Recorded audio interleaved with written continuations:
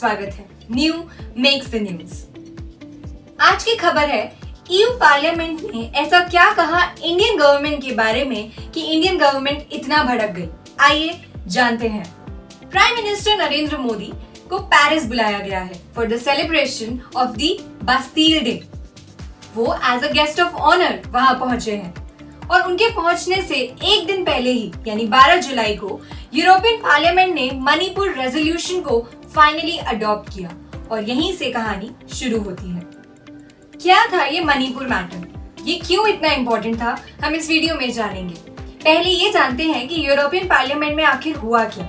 Manipur matter European parliament के second half of the day में start हुआ under debates on cases of breaches of human rights, democracy and rule of law. Narendra Modi के आने से एक दिन पहले एक अर्जेंट डिबेट रखवाई गई। ये अपने आप में एक क्वेश्चन बन जाता है यूरोपियन पार्लियामेंट के लिए कि एक तरफ प्रधानमंत्री को गेस्ट ऑफ ऑनर दिया जा रहा है, वहीं पर उन्हीं के कंट्री के खिलाफ क्वेश्चंस करे जा रहे हैं। पिछले 2 महीने से इंडिया में लगातार मणिपुर में वायलेंस की खबरें आ रही हैं। वहां लड़ाइयां हो रही हैं, दुकानें, घर जलाए जा रहे हैं। इसी पर यूरोपियन पार्लियामेंट ने बात करी। वहां पर मोशन लाया गया मणिपुर के बारे में डिस्कस करने के लिए और पूरा मोशन 3 चीजों के अराउंड रिवॉल्व करता है। पहला, यूरोपियन पार्लियामेंट ने इंडिया में 2 महीने से जारी मणिपुर हिंसा से निपटने के लिए मोदी सरकार के तरीके की आलोचना की है।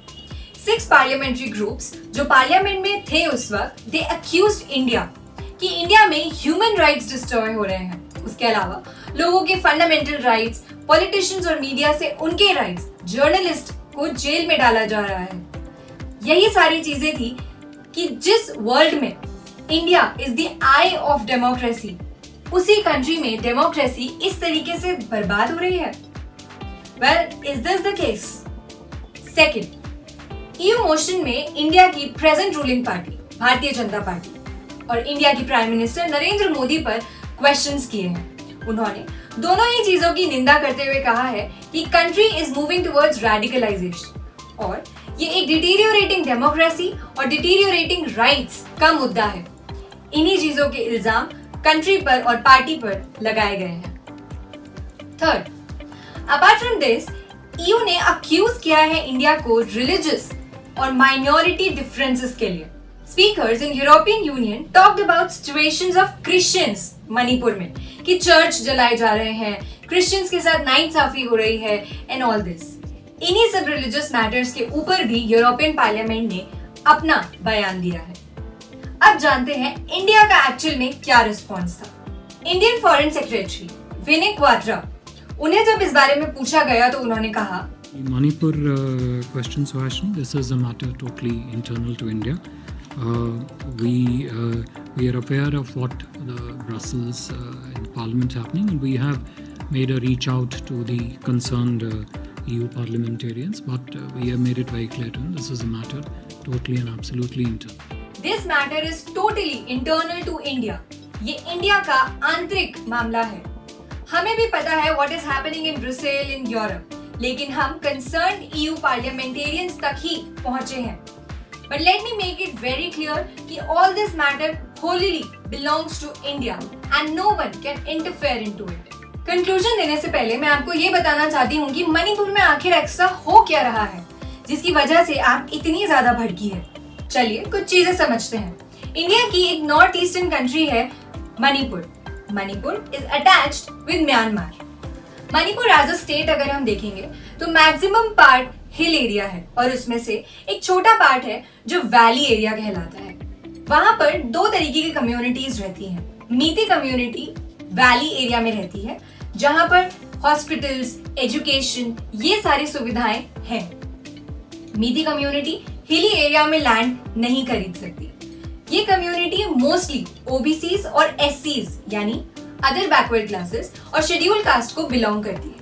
वहीं पर कुकी और गागा कम्युनिटी हिली एरियाज में रहती है और वो ये मानती है कि मीती कम्युनिटी को प्रिविलेजेस ज्यादा दिए गए हैं क्योंकि वो लोग वैली एरिया में रहते हैं जो हिल एरिया से ज्यादा डेवलप्ड है। अब दोनों कम्युनिटीज की डिमांड क्या है? मीती कम्युनिटी चाहती है कि उसे शेड्यूल्ड ट्राइब के अंदर काउंट किया जाए, क्योंकि उनके हिसाब से शेड्यूल्ड ट्राइब के प्रिविलेजेस ज्यादा होते हैं। साथ ही साथ शेड्यूल्ड ट्राइब होने की मदद से उन्हें हिली एरियाज में लैंड खरीदने का मौका मिलेगा। वहीं पर कुकी और गागा कम्युनिटी इस चीज को अपोज करती है। वो कहती है कि वैली एरिया में मीती कम्युनिटी ऑलरेडी बहुत डेवलप्ड है, लेकिन हम अंडर डेवलप्ड है और हम अपनी लैंड पर मीती कम्युनिटी को जगह नहीं देंगे। और 3 मई 2023 को ट्राइबल सॉलिडारिटी मार्च की गई थी। शुरू किसने की ये कहना मुश्किल है, लेकिन दोनों ही कम्युनिटीज के बीच में उसी दिन से लड़ाइयां चालू हो गई। तब से लेकर अब तक मणिपुर में कंटिन्यूअस वायलेंस है, घरों में आग लगा दी गई है या लोग आपस में लड़ रहे हैं और कितने ही जनों की जान चली गई है। इन्हीं कंडीशंस के चलते हुए मणिपुर में इस वक्त इंटरनेट सर्विसेज बंद कर दी गई है ताकि कोई चीज एग्रीवेट ना हो जाए। कई जगह कर्फ्यू लगा दिए गए हैं और बाकी नेसेसरी स्टेप्स लिए गए हैं ताकि वायलेंस को कुछ हद तक कम किया जा सके। इन्हीं सारी कंडीशंस को ईयू पार्लियामेंट ने लिया अपने मोशन में। यूरोपियन यूनियन पार्लियामेंट के मुताबिक ये जितना भी कुछ हो रहा है ये ह्यूमन राइट्स वायलेशन के अंदर आता है और इंडिया की डेमोक्रेसी को खराब करता है। क्यों? क्योंकि लोगों की बात नहीं सुनी जा रही है।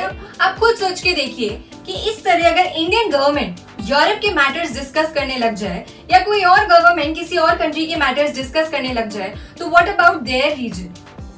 उनकी कंट्री जो ऑलरेडी प्रॉब्लम्स फेस कर रही है उसके बारे में तो बात ही नहीं हो रही है। अब अगर इंडियन गवर्नमेंट चाहे तो वो भी यूरोप को अक्यूज कर सकती है for the human rights violation and other religious problems, क्योंकि रिसेंट डेज में ऐसे काफी सारे एक्टिविटीज यूरोप में भी देखने को मिले हैं, जैसे France rights, burning of the Quran in Sweden में जिस तरह कुरान जलाई गई थी और इस्लाम के ऊपर काफी बवाल हुआ था। वहीं पर डच गवर्नमेंट का कोलैप्स हो जाना, इमिग्रेशन प्रॉब्लम्स होना, ऐसा क्या है जो यूरोप में नहीं हो रहा है? Every country is facing some और द अदर थिंग। किसी कंट्री को, किसी पार्लियामेंट को दूसरी कंट्री के बारे में डिस्कस करना is not that important. Well, this was today's case and today's news. कल फिर नई खबर के साथ जुड़ूंगी जिसके अंदर हम कोई नया मुद्दा जानेंगे। तब तक आप बने रहिए डेली डोज पर। नमस्कार।